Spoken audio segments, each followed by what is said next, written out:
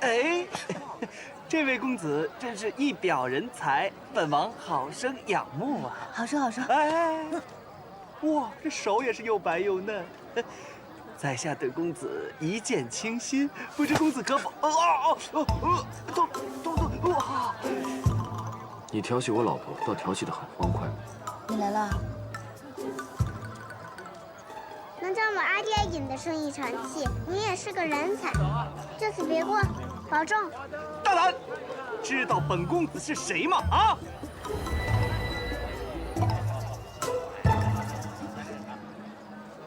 你将他变到哪儿去了？我也不知道。你若刚才不来，我也正有此意呢。你怎么被揩油也不知道躲一躲？不过是被摸了一两下嘛。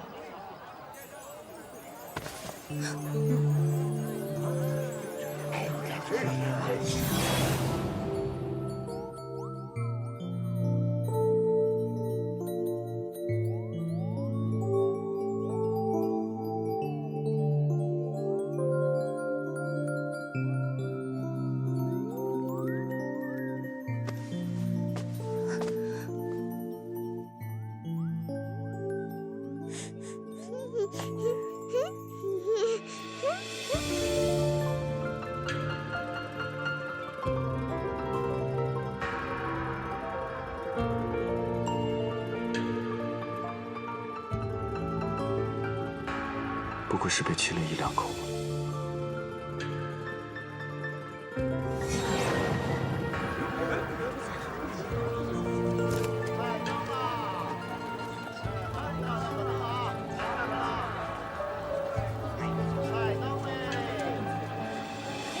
来盏灯吧，两位公子，来盏灯吧。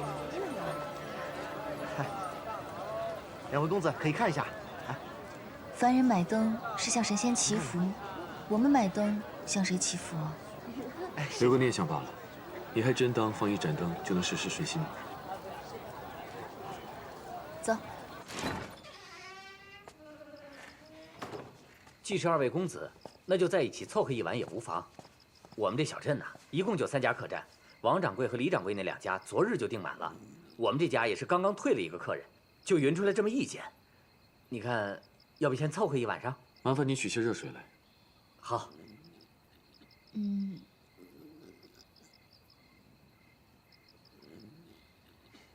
顺便做几道小菜。好嘞。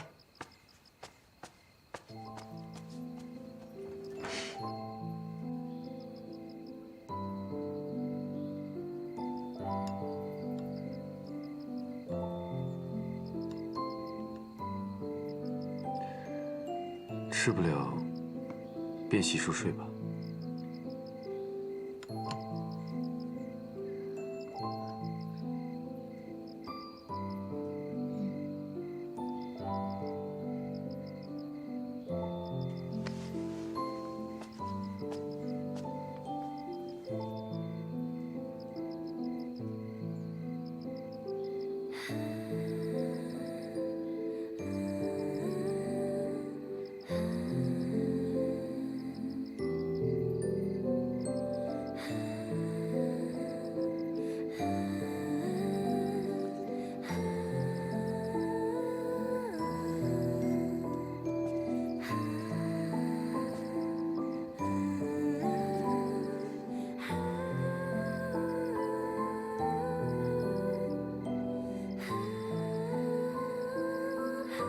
我一贯晓得你的脾气，却没料到你那般决绝。前尘往事你忘了便忘了，我既望着你记起，又望着你永不再记起。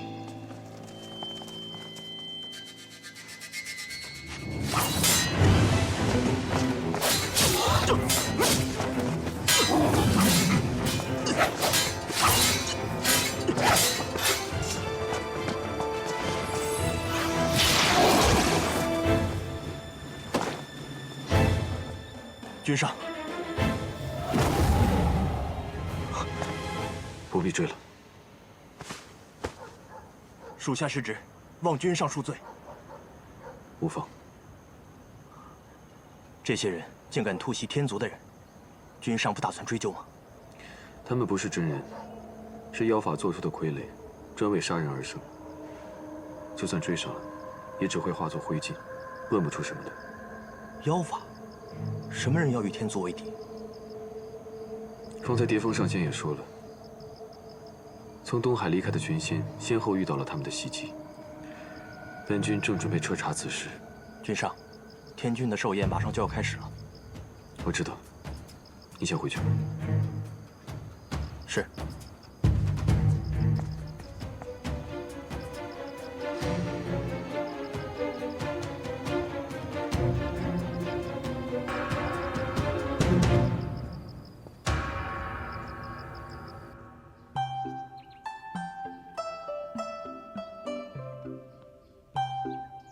娘亲，娘亲，这个粥很稠。乖。这里的饭菜甚难入口，我便借了他们厨房炖了半锅。难怪，尝着这粥，和你做的粥一样。从前在俊极山时，那个东海的公主给我做的饭，我也吃不惯，却没见夫君专门给我另做饭食的。我稍后有事，还得回趟天宫。夫君要走了，常玉说过，小别胜新婚，你和娘亲都分开了300年，竟然还舍得分开。你忘了今天是什么日子了？什么日子？让孩儿好好想想。天上的日子哦。啊，是天君的寿辰。不错。那夫君要带阿离和娘亲去贺寿吗？贺寿。你娘亲不太想要去这种宴席，夫君自己去就好了。嗯，好。你放心吧，你只管放心的去，我带团子回去。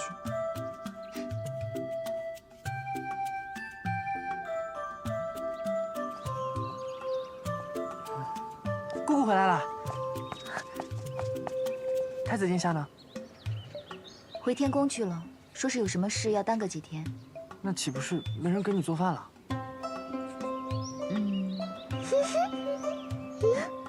下午去集市买些枇杷回来吧。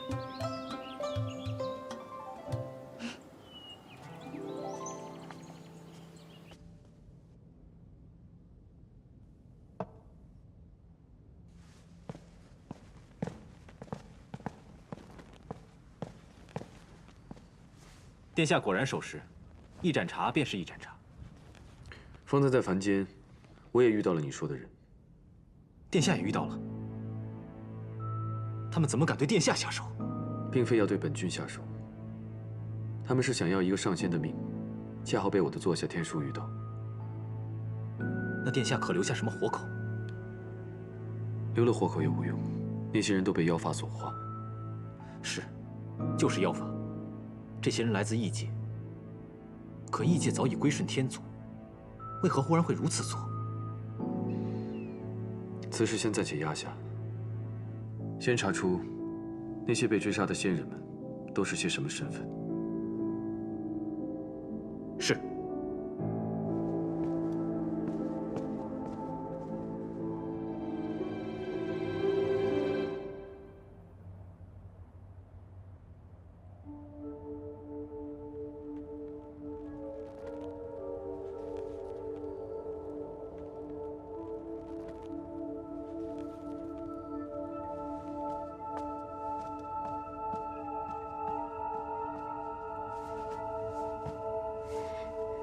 娘娘，君上回宫了，回来了，太子殿下回来了。那青丘白浅，可跟着一起回来了？奴婢看得很清楚，太子殿下是独自一人回来的。他刚一回来就去了紫宸殿内，与西海二皇子议事，还未去宴席。好，他没来最好。这样，我今夜就有十足的把握将夜华留下。娘娘，奴婢怕……不用怕。天君素来最讨厌那只小八蛇，连同小八蛇的儿子元贞也不喜欢，这几年才有所缓和。倘若元贞调戏我，天君一定不会饶过他。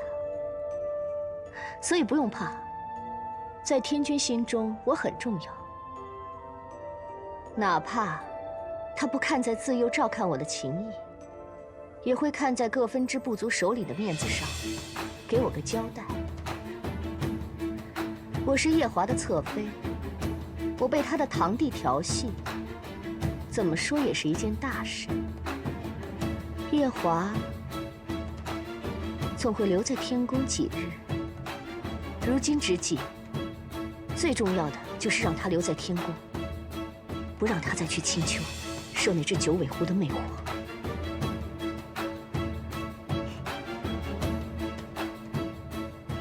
你在此处准备，我去找元贞，设法将他带来。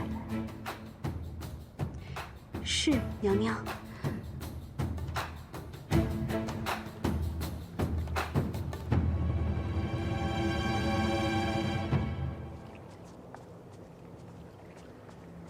那就是北海水君的大儿子呀。是啊，你看看多可怜啊！天君的孙子还要在此处候着，不能直接去叩见。谁让那个北海水君娶那个小八蛇呢？就是。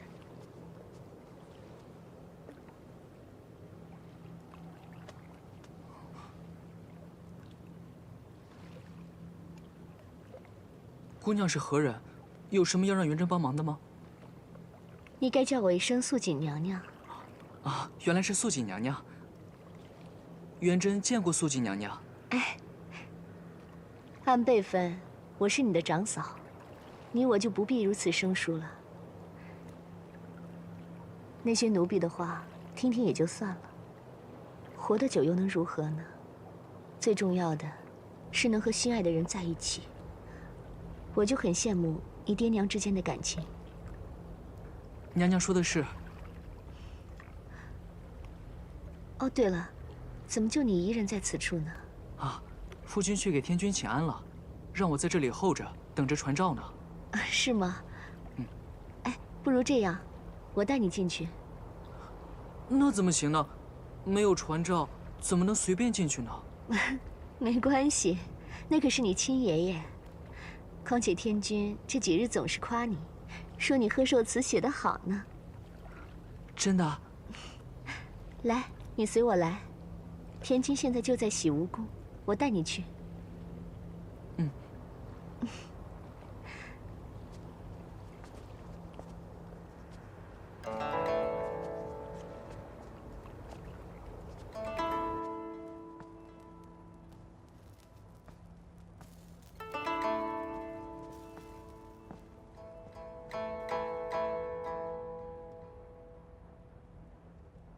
娘娘，此处是……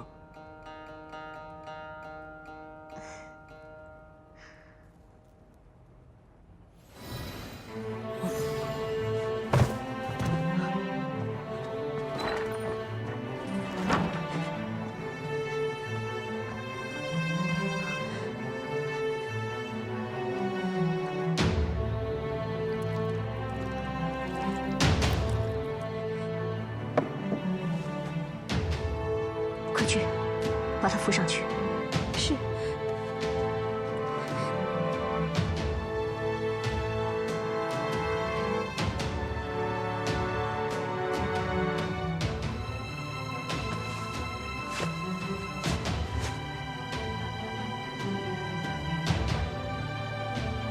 去，拿条白绫悬在梁上。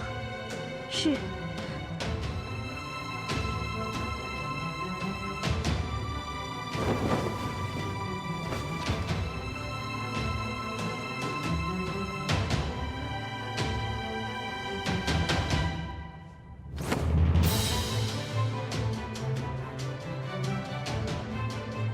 快去，一路哭喊出去，就说我被小殿下醉酒调戏，想不开要上吊。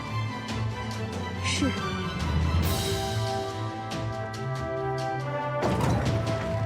快来人呐！我家娘娘被小殿下醉酒调戏，想不开上吊了！快来人呐！快点来人！我们家娘娘上吊了！来人呐！太子殿下，二叔，听说你最近一直在青丘住着，怕是婚事将近了吧？我还听少卿说，他在东海看到你旁边的女子是白浅上身，开始我还以为是他在说笑，没想到竟然是真的。听三叔说，二叔这次来为天君贺寿，也带了长子元贞来。没错，啊，方才父君还在夸元贞聪明，只可惜，再聪明，也不过是北海水君的儿子，怕是与这九重天无缘了。夜华，二哥，快去洗巫宫，元贞出大事了！啊！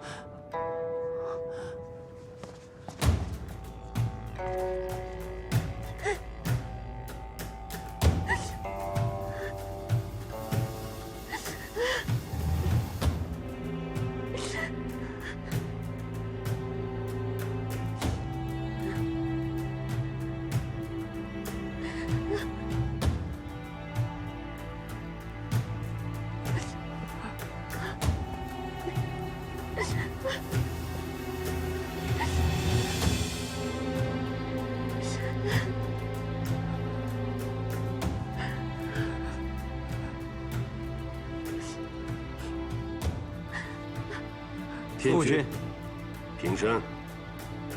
谢父君。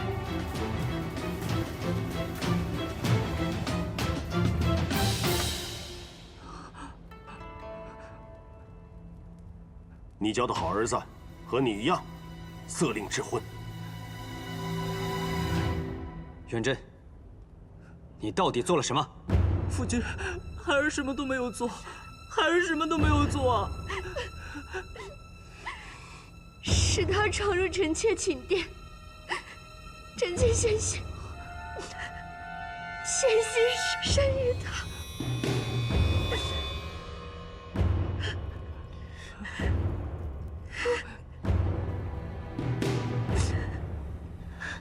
是臣妾辜负了君上往日的恩宠，求君上赐臣妾一条白绫，让臣妾死得清白些。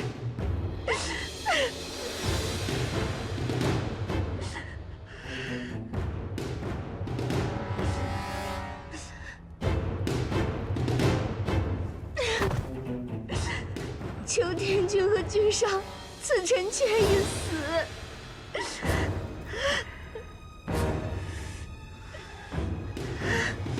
混账东西！你个畜生！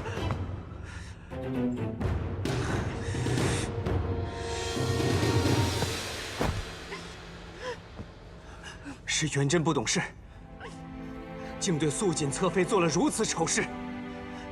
但求父君念在元贞尚且年幼，就饶他一命吧。求父君饶元贞一命，从轻发落。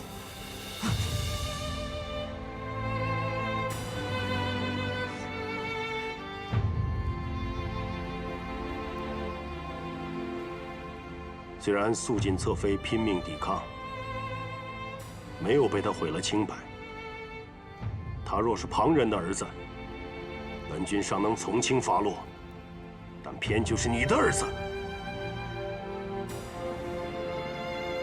本君三子之中，最宠爱的就是你，也是你最伤本君的心。没想到今日，又是你的儿子伤了本君的心。本君万万没有想到，这数万年来，初次让你带着儿子上天宫，竟然换来自己在寿宴上当着群臣的面，被自己的孙儿当众扫了颜面的结果。儿臣知错，求父君息怒。元贞，你小小的年纪，竟也能做出这种错事，也是让本君不得不重新审视你。亏得本君还认为你宅心仁厚。求天君明察，素儿真的什么都没有做，是素锦娘娘要素儿来的，素儿真的什么都没有做，求天君明察。你个混账东西！哪个女人会陷害别人来毁自己的清白？都到了这个时候了，你还狡辩！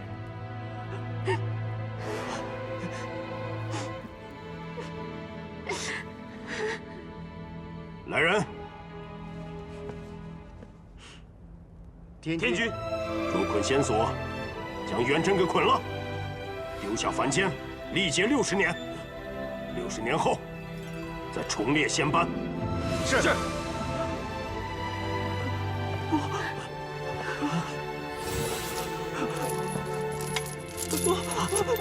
夫君，夫君救命！夫君，孩儿真的……求夫君收回成命。孩儿真的元贞自幼性情温和，并不好女色，知子莫若父，他不会做出这种事的。求夫君明察，求夫君明察！夫君救命！当年，本君也以为你性情温和，不好女色。你不也做出了那般丢尽颜面的事？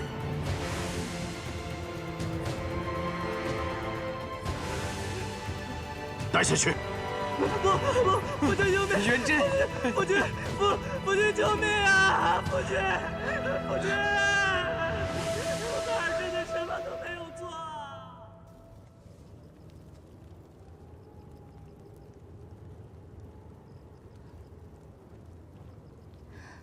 这小孩子这么一哄就睡着了。夜华也真是好福气，有你这么个儿子。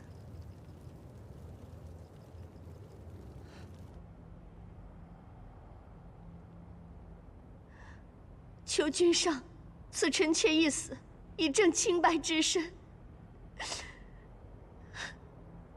君上。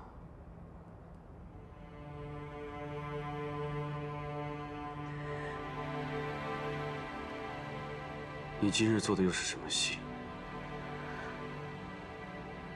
君上，这是什么意思？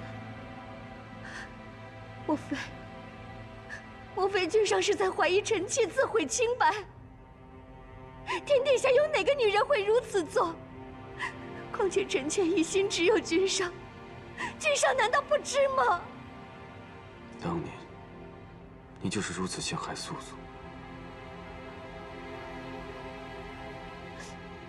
难道你真的以为本君识不破吗？君上冤枉！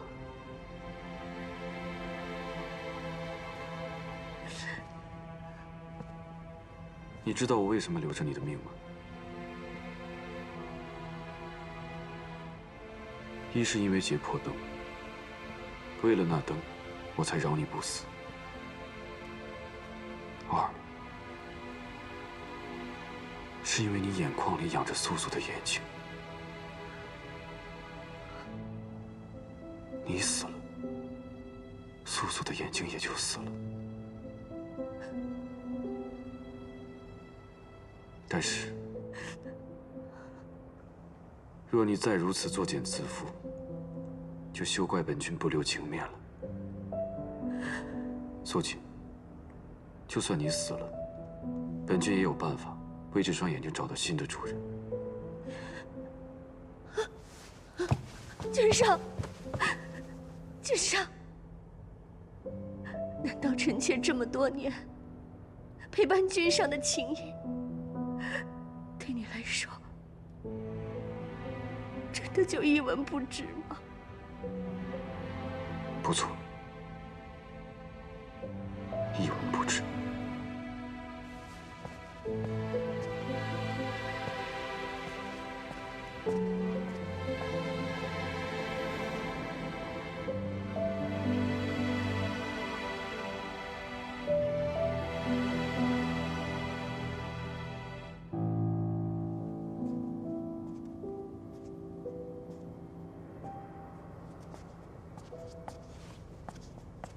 依我看，是素锦设的计，天君将计就计，打压二叔。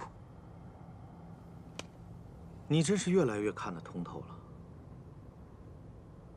只是可惜了，元贞那孩子也是倒霉。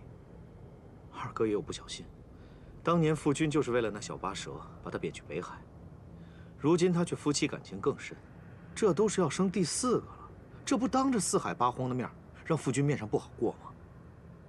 元贞也算是替父母受过了。受一受过也好，稍后啊，我也去劝劝二哥，让他万事都收敛一些，恩爱都得藏着，否则不让父君面上好看，他也不会有好日子过。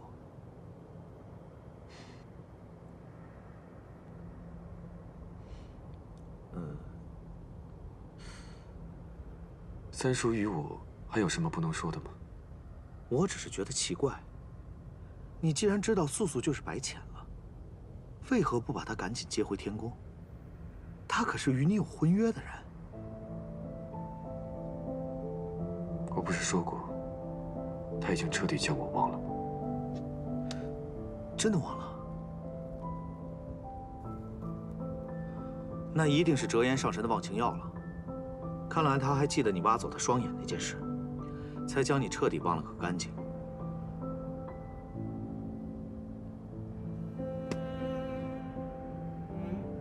如今你住在青丘，是如何打算的？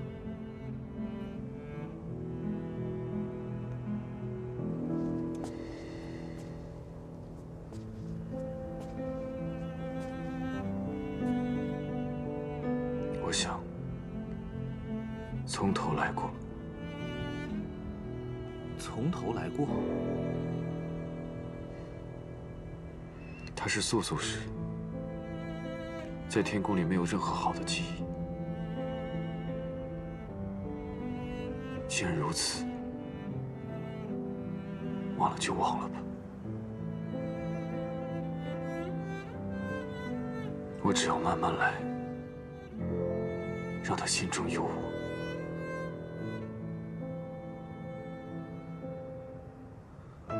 这一次，就可以没有任何阻拦，名正言顺的娶她为妃了。也好，如此也好。养生咒。娘亲，夫君什么时候回来？阿弟想吃蒸蘑菇，想喝白菜萝卜汤。应该快了吧？夫君回来了。你回来了。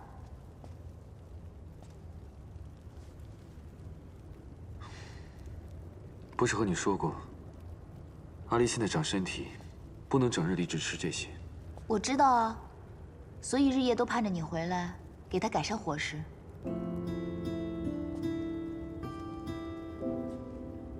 你真的在盼望我回来？夫君，娘亲眼红了。是盼着你回来做饭。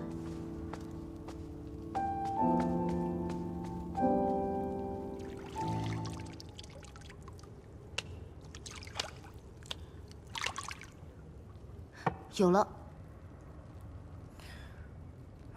姑姑，你魔怔了吧？我要去青丘寻一个小仙，让她做夜华造屋里的关门弟子。这样，就算夜华离开青丘了，我们也有的吃了。好，咪咕，这就张榜文去。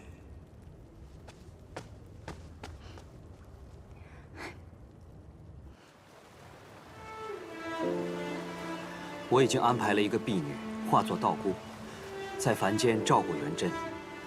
为何你还要坚持去青丘找白浅？君上，你不懂，一个娘是绝对不会允许自己的孩子受任何苦难和委屈的。我一定要去找姑姑，让她替元贞渡劫。他惹下了祸事，他就需要历劫。别说是青丘白浅，就算是折颜上神，恐怕都管不了。不，姑姑能管。你对你的那个姑姑，未免也太信任了吧？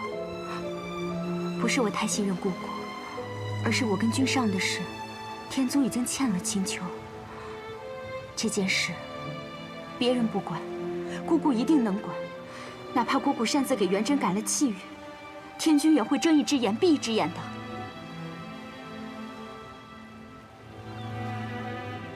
你说的倒也有些道理。不过，白浅的性子，若是他为难你，君上不要担心，姑姑已经归还了我破云扇，并且许了我一个心愿。她是个言出必行的人，一定不会拒绝我。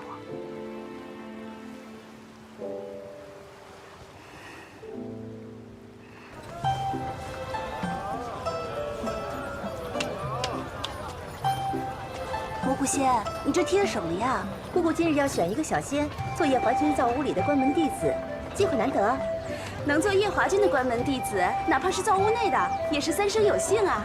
可就这一会儿，那狐狸洞前排了甚长2行队，这会儿去，怕是晚了。不晚不晚，就在今夜，还来得及。走。太子殿下。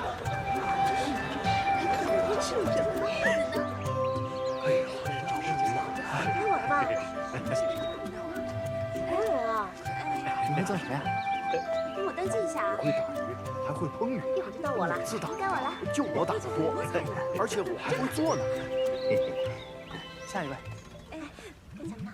听明谷说，你要选一个弟子给我。我会做羊肉，我会煲汤。是啊。我会做牛肉。哎，我会做鱼。行，下一位。你会做什么菜？让他们都撤了吧，没一个跟过好的。好，记下了。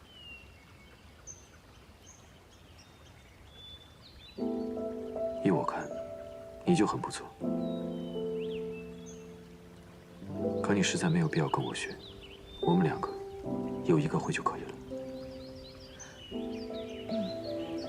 尼古，啊，姑姑，太子殿下要哪一个？他一个也没看上，让他们都散了吧。这就撤了？散了吧，散了吧。好吧，走吧。那我带小天孙去划船了。走，来。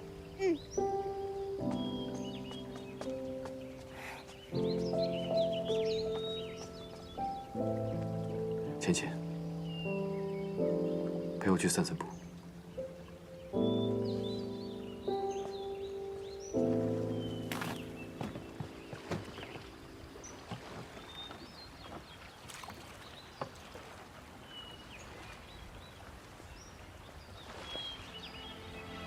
你这般皮懒，一堂花都是自生自灭，却也能养出天然雕饰的形容，丝毫不比天宫瑶池的差，真是难得。哪里？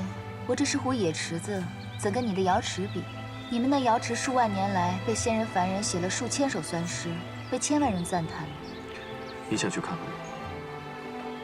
看什么？九重天，瑶池。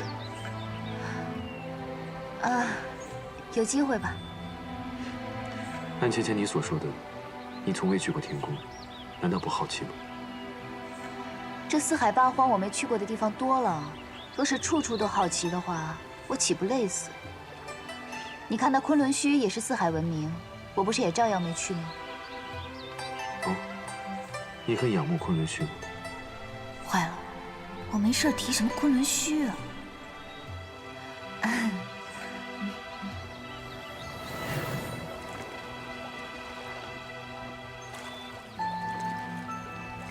米谷呢？米谷在洞口设置了仙障，怕是有人误闯了。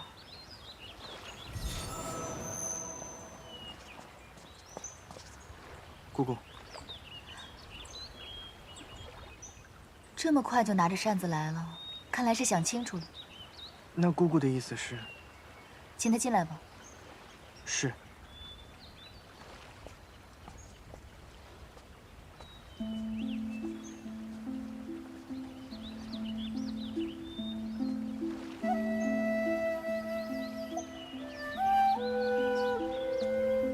姑怎么说？姑姑说，让你进去。少卿，我若是你，根本就不会来见姑姑。最后一次，此事过后，少轩绝不踏入青丘半步。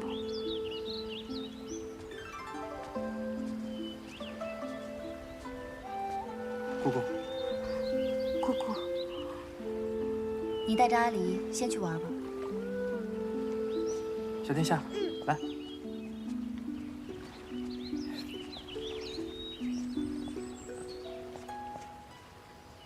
你既来找我，一定已经想清楚，问我要什么了。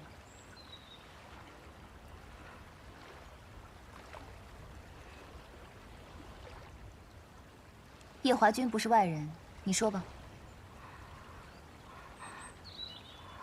姑姑，可不可以救救我的孩儿元贞？救你的孩儿？前几日天君寿诞，君上带元贞备了贺礼，前往九重天去给天君贺寿。谁曾想，夜里元贞误闯了洗梧宫，险些调戏了洗梧宫的素锦侧妃。调戏了素锦？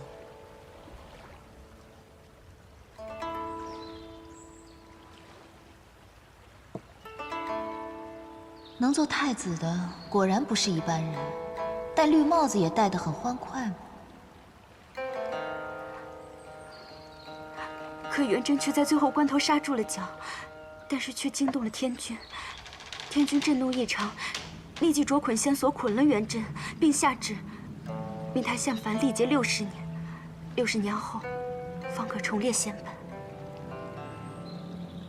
这调戏未遂来说，这处罚确实重了些。元贞是一个善心的好孩子，走在路上连蚂蚁都不舍得踩死一只，恳请姑姑去救他一命吧。可是，他毕竟调戏了叶华君的侧妃。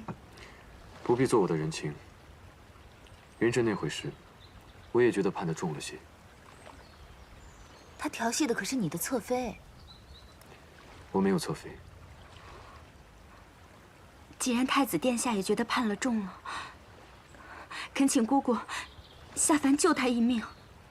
他不过是下凡历个劫，60年后又能重回仙班，何来救他一命？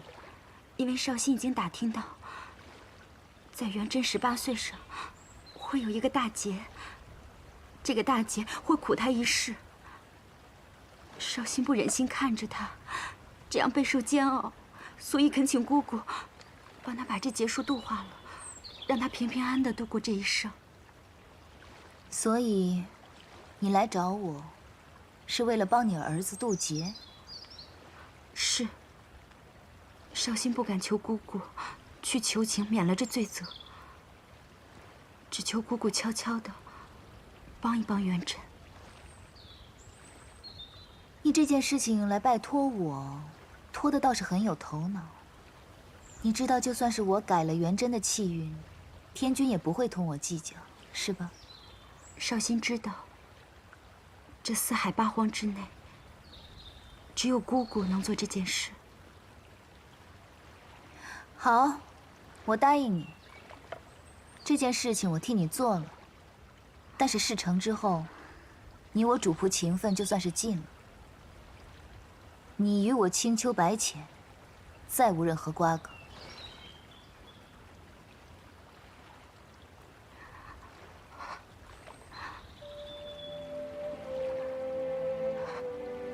少卿，谢姑姑成全。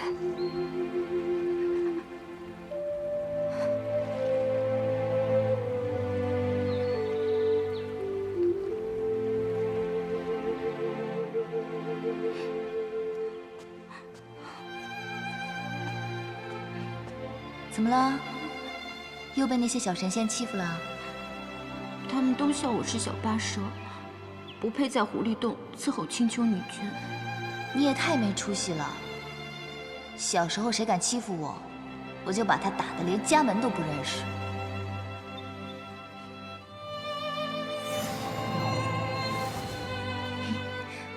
这个呢叫破云扇，是天宫灵宝天尊送我的，送给你。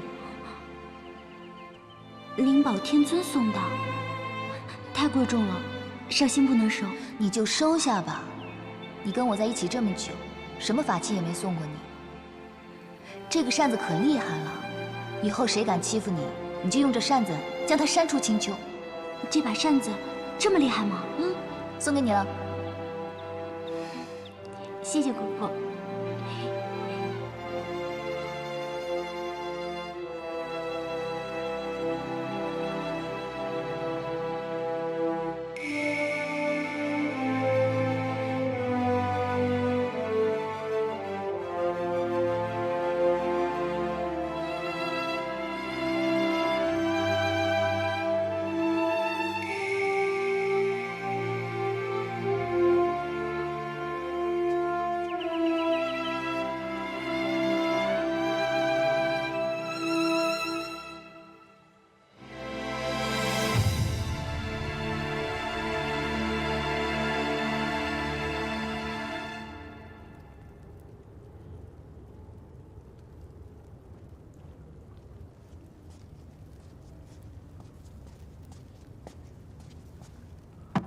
姑姑方才为何说少卿将此事托付给你，还托付得很有头脑？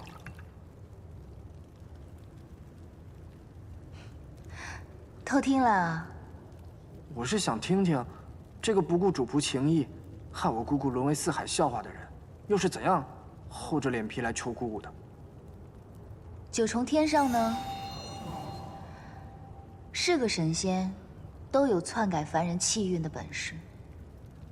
但是天族有规矩在那儿，就算有这个本事，也毫无用武之地。天族欠我们白家的债有1箩筐了，1分也没有兑还。有我出面讨几分薄利，天君也会睁一只眼闭一只眼的，将这桩小事囫囵了。所以啊，此事由我出面最好。这个小八蛇，可真是机关算尽了。哼，他呀。聪明一点也好，在北海也不至于被欺负。此事简单，办完了，也算跟他断个干净。哎呀，看来我要到东华帝君座下司命星君那里走一趟了，看看那元贞18岁立的是什么节，哪个时辰哪个日子，如何应到人身上。司命星君脾气古怪，他手上那个气运簿子。连天君都不能借来看一看。你若想从他那里下手，怕会有些困难。那该怎么办呀？所幸，东华帝君的司命星君欠我人情。若是我去替你要，会有些方便。真的？你可以帮我要到吗？但你得答应我一件事。什么事啊？去凡间时，将自己的法力封了。封印法力？修改气运本就是逆天的事，你用多少法力去修改气运，就会有多少法力反噬到你身上。天谴，你虽是上神，但被这么反噬几次也十分严重。万一到时我们继任天君天后之位，那该怎么办？继任天后？你忘了，你迟早有一天要嫁入西游宫的。继任天君天后之位，必受81道荒火，9道天雷。若你再被法力反噬，我怕你会保不住性命。哦，好，我答应你就是了。不过，你我尚未成亲。若你近日要继任天君的话，我可是来不及嫁你的，也就谈不上81道荒火，9道天雷了。怎么，我说的有何不妥？芊芊，你可是在怪我没有早日向你提亲吗？若在300年前我便娶了你，就没有今日这个担心了。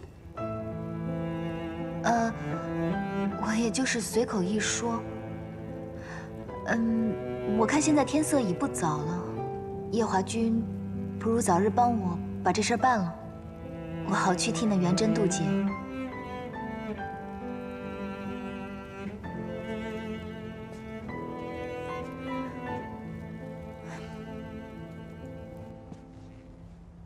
太子殿下怎会想到看元贞的运步？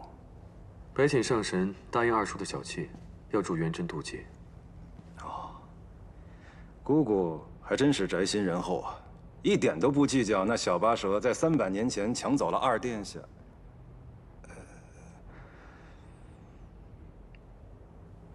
那我给殿下讲讲这元贞在凡间的事吧。元贞托生托到了一个帝王家，姓宋，叫做宋元贞。12岁上封了太子，如今快长到18岁了，结束将至。元贞在凡间的母亲是个贵妃，生下元贞之后，便带着她入了道观，出了家。16岁时，才让元贞的师傅将他送回了宫中。而这元贞的师傅，就是北海水君桑吉送去凡间看护他的一个婢女。婢女，所以二叔还是偷偷派了个人去看护她。正是。依小仙看，姑姑若不想打乱气运，就要替代这个师傅，先留在元贞身边。也只有这个法子了。至于如何渡劫，还需从长计议。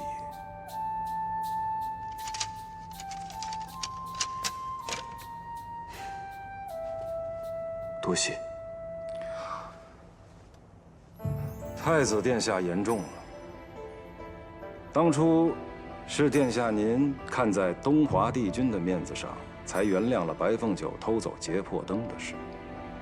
今日就算我替帝君还了这个人情，只是殿下要记得提醒姑姑，到了那人间，一定要封了自己的法力，否则……本君明白。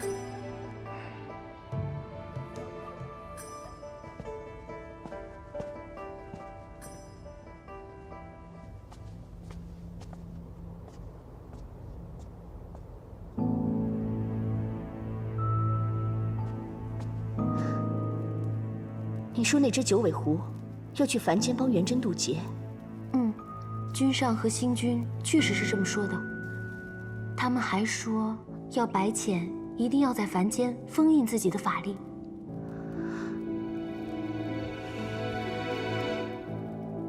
妙清妹妹，我可能也要让你去一趟凡间了。我？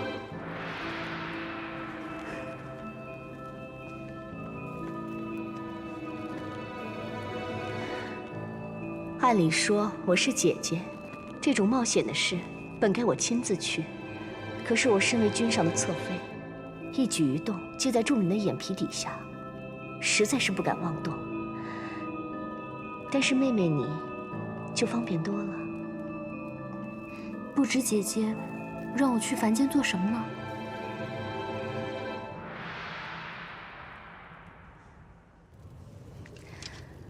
早先一直听你说这册子如何贵重稀罕，我还以为卖你的面子也只能讨回一个小钞，没想到连原物都讨回来了。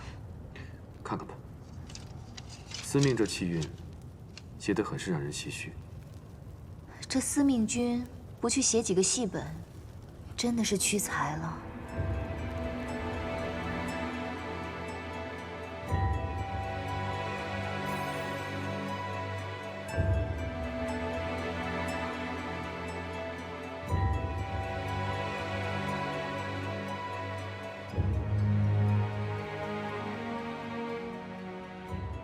6月初1，皇帝出游处女春，太子元贞也会同行。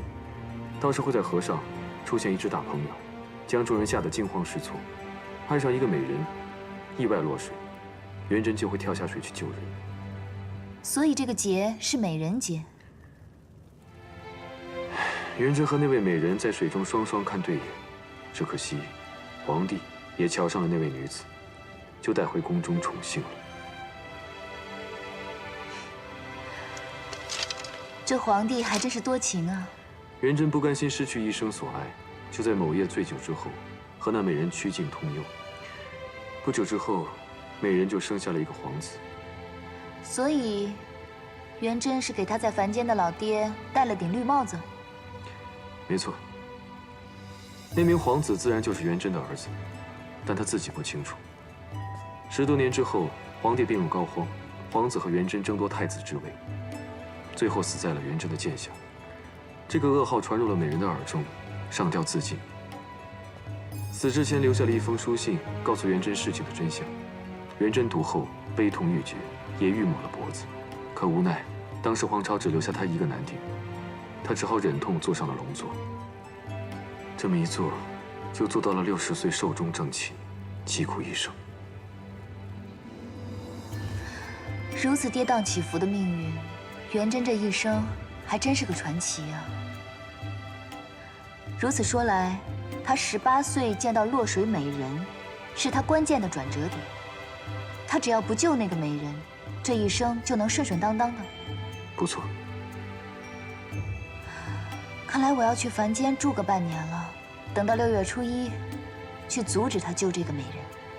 我已经为你安排妥当，你到了凡间之后，就会由元贞的道姑师傅引荐入宫，做元贞的新师傅。我要做道姑？不错。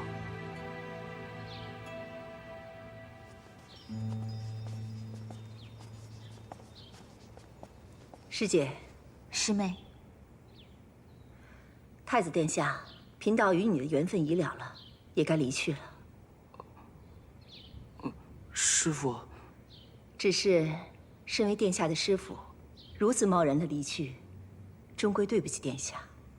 幸好贫道的同门师姐云游四方，途经此处，贫道托师姐带贫道来看护殿下。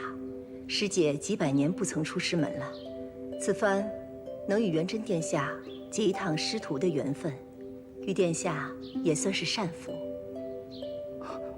可是元贞舍不得师父啊。缘来缘去，都由不得你我呀，殿下。元贞明白，可是多谢道长，这几年对元贞的看护。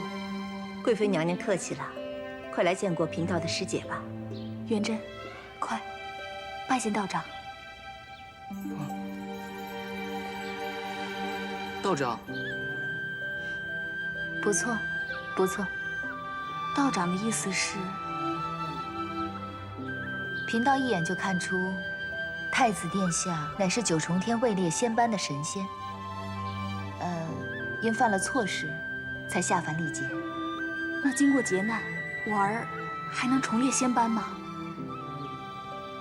如贫道点化得当，太子殿下又一心向道，我相信重回仙班并不是难事。快叫师父！哦，师父。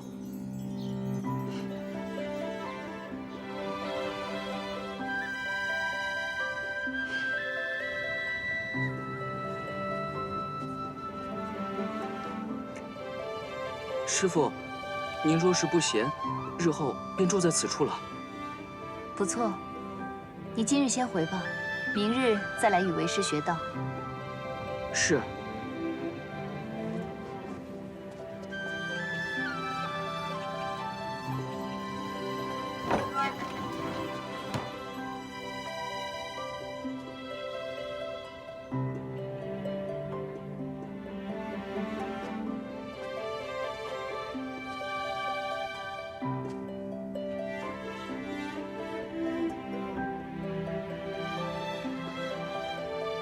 这才正月初1，真是足足要住上半年，才能到舒玉川美人落水的日子。不过也好，能体会体会凡间皇家是如何过日子的。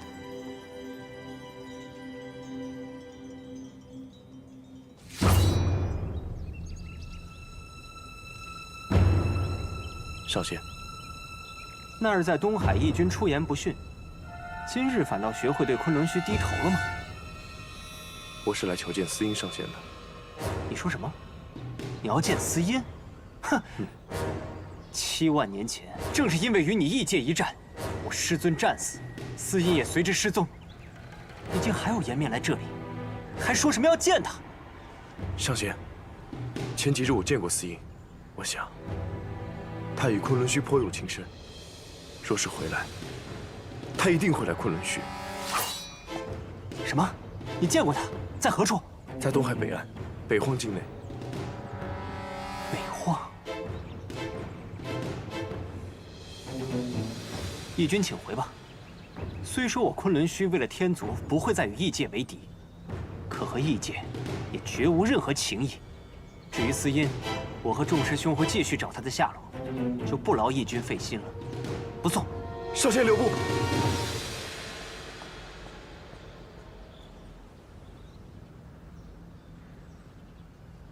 问他有什么用？既然阿英故意想隐瞒自己的身份，那些昆仑虚的人又怎么会晓得？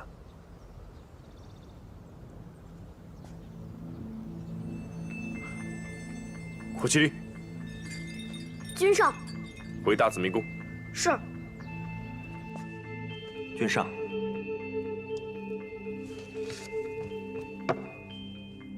臣等近日追查异界的事，遇到了很多异界的人，乔装到各地寻找司音上仙。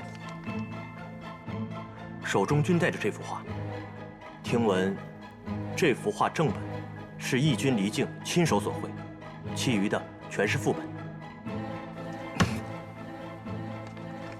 方才16师弟还来消息，今日义军上了昆仑虚，说是撞见了司音，特地去昆仑虚查看司音是否回了师门。我寻17师弟寻了7万年都没有线索，怎么叫他给撞见了？这分明又是祸国。天风上仙，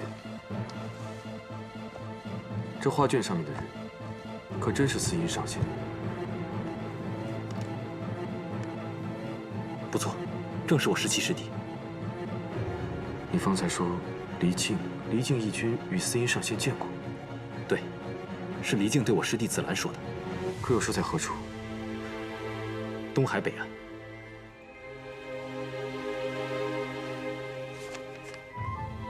东海北岸，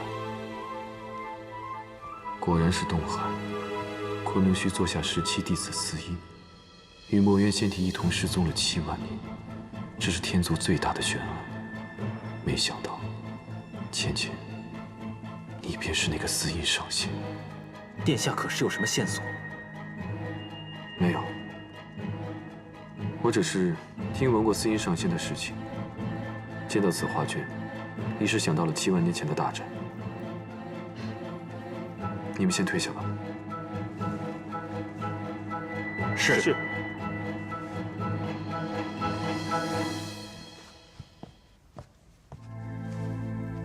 为何要带走墨渊的仙体？为何要消失？连师兄弟们都避而不见。芊芊，若我问你这些，你会如实相告吗？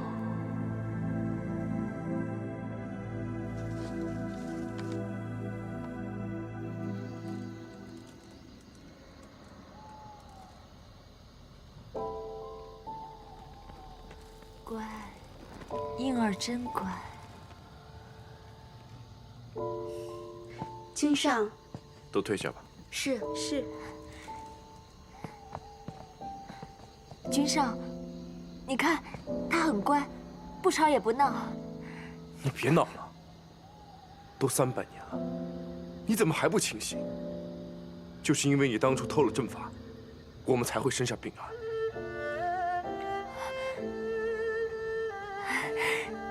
君上，臣妾已经找到法子，让他醒了。君上，只要婴儿醒过来，就证明臣妾可以生出健康的孩子。到时候，臣妾再为君上生上几个小皇子，啊，还有小公主。君上不是最想念胭脂吗？到时候臣妾再为君上生几个小公主，好不好？事已至此，你就放手吧。我问你，司音到底是谁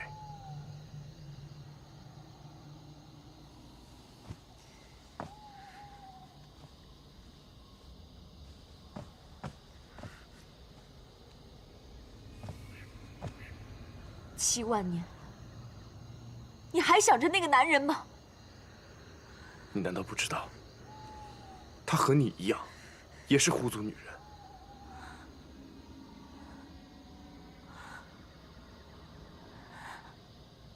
狐族女人？不可能！我在昆仑虚亲眼见她更衣过，他是个天族男人。君上也曾与他在一处，怎会不知道他是天族男人？我早就知道她是女人，但她却没有告诉我她是狐族，不是天族人。狐族，狐族女人。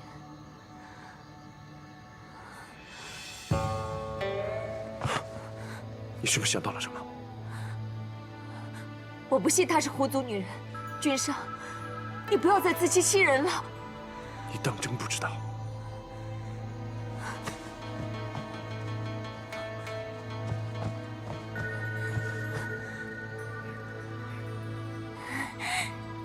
婴儿真乖，只要婴儿乖乖听娘的话，娘就一定会让你醒过来的。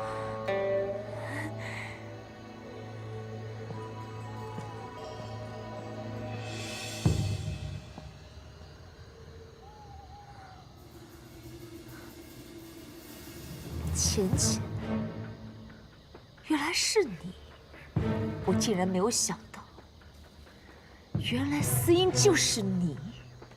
为什么我最爱的男人，一直惦记的都是你？你都有了墨渊了，为什么还要来跟我抢离境？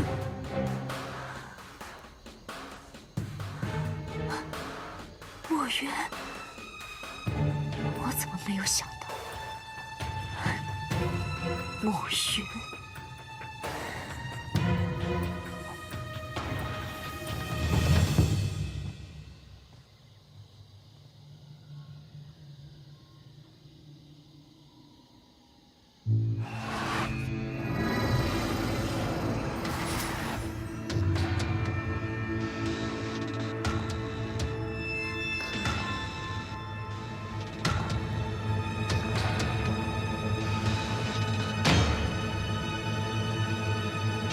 您看看这个，这是采用晨曦露水调制而成的鲜艳玉露，哥哥，您闻闻，多香啊！您看看，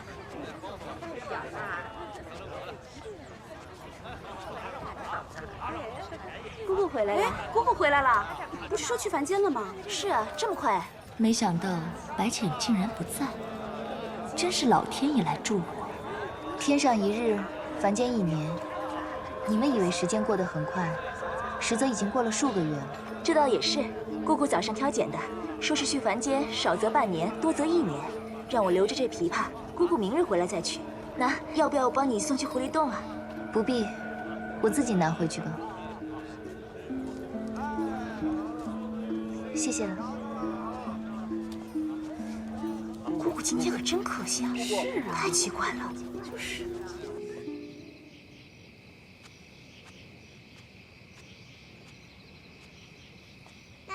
回来了，姑姑。娘亲，你方才叫我什么？娘亲不是告诉阿离说要离开青丘1日吗？怎的这么快就回来了？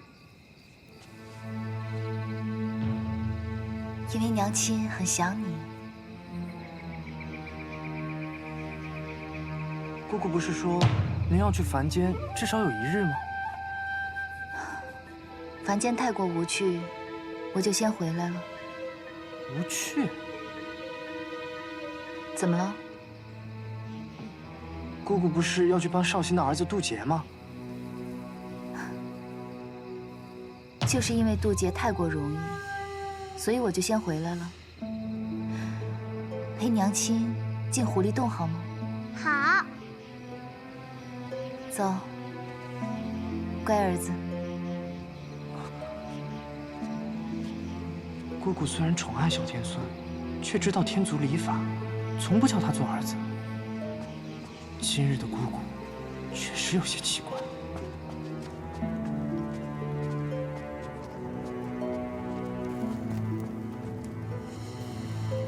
好了，去将墨渊上神抱来吧。姑姑忘记了。忘记什么？你不是怕太子殿下发现墨渊上神，所以亲自施法将炎华洞给遮住了吗？哦，对啊，炎华洞。我们现在就去炎华洞吧。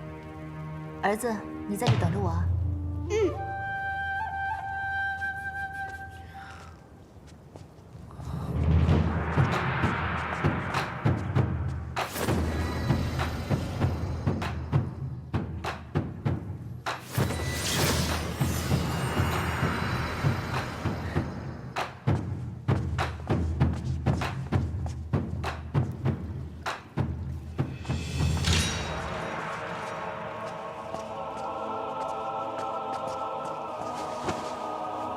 你果然在这里。你不是姑姑。迷谷，你不要胡闹。姑姑见了墨渊上神，都要先行弟子礼的。你不是姑姑，你是玄女。你个叛徒，你还敢来青丘？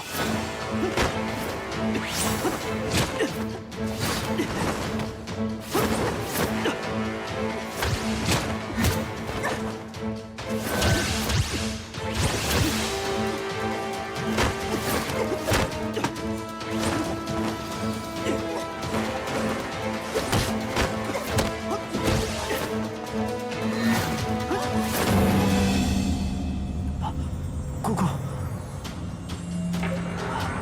不是。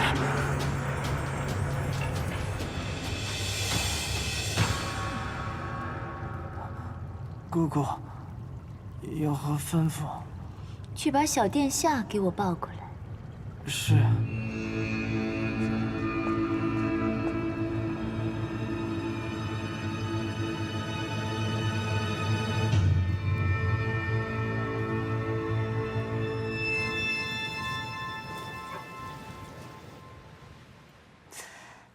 不如那美人落水的时候，我去将她救了。不可不可，万一那美人看上我了，岂不更麻烦？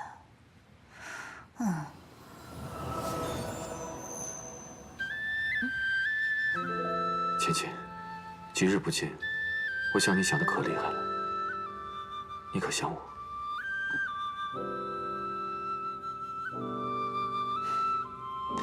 此番我来是要告诉你一桩大事。你可知元真在这一世的爹是谁托的生？